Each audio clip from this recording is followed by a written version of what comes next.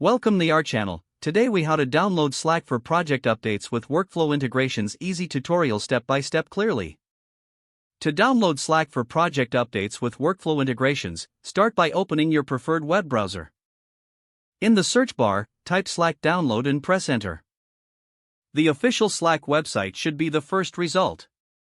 Click on the link to go to the Slack download page. Once on the page, you'll see the download options for different operating systems. Select the option that corresponds to your device, whether it's Windows, Mac, or a mobile device. For Windows, click on the download button. For Mac, you might be redirected to the App Store. If you're using a mobile device, visit the relevant App Store, such as Google Play or the Apple App Store. After the download is complete, locate the installer file in your Downloads folder. Double-click the installer to begin the installation process. Follow the on-screen prompts to complete the installation. Once installed, open the Slack application. You'll be prompted to sign in or create a new account. If you already have an account, enter your credentials. If you're new to Slack, click on Create a new workspace. Follow the steps to set up your workspace, including inviting team members. After setting up, explore the sidebar to customize your notifications and preferences. To integrate workflows, click on Apps in the left sidebar.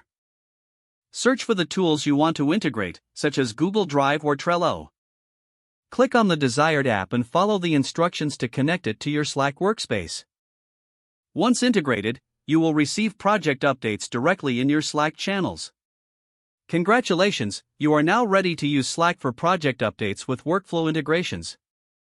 If the page does not load, refresh the browser or try again in a private or incognito window. Make sure you are using the correct email address, then retype it carefully to avoid small typos.